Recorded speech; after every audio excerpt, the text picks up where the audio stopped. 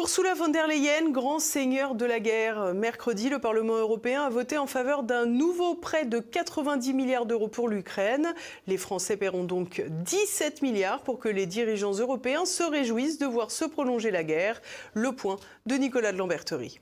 Sans grande surprise, le Parlement européen a donné son feu vert à un énième prêt en faveur de l'Ukraine, cette fois-ci d'un montant de 90 milliards d'euros, censément pour 2 ans. Il s'agit pour l'Europe de remplacer le soutien américain et donc de tout prendre à sa charge. Ce prêt fait suite au renoncement par l'Union européenne de donner à l'Ukraine les avoirs russes gelés en Europe, ce qui avait été empêché entre autres par la Belgique, qui redoutait d'avoir un jour à devoir rendre seul des comptes sur cet argent qui se trouve principalement dans le Royaume de Belgique. Le vote a été largement approuvé par les eurodéputés à Strasbourg, avec 458 voix pour, 140 contre et 44 abstentions. Parmi les oppositions, les eurodéputés du RN français. Thierry Mariani a chiffré à 17 milliards le coût pour la seule France. On vient de voter une aide de 90 milliards à l'Ukraine,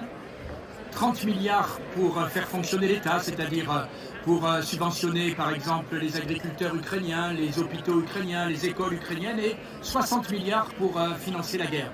90 milliards qui seront remboursés par l'Ukraine que le jour où l'Ukraine recevra des réparations de guerre de la Russie. Nous savons très bien que jamais la Russie ne versera 1 euro de réparation à l'Ukraine.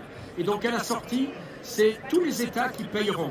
Et donc, sachant que nous payons en moyenne entre 18 et 19% de ce que doit l'Union européenne, l'endettement de la France, puisque nous devrons le payer à la fin, puisque jamais la Russie ne payera ses réparations de guerre, chacun le sait très bien, eh bien c'est 17 milliards de dettes de plus pour la France que nos enfants paieront. Le vote des eurodéputés RN a d'ailleurs été vivement critiqué par ses adversaires politiques qui en ont profité pour dénoncer ce qu'ils estiment être le caractère insincère de l'évolution du positionnement du Rassemblement national de Jordan Bardella.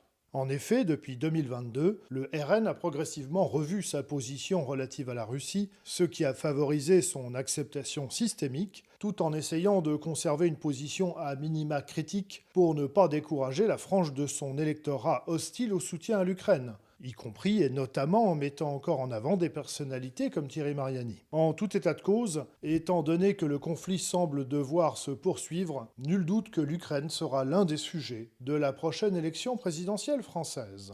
D'autant que, selon Romain Bessonnet, expert du monde post-soviétique, les sommes promises à l'Ukraine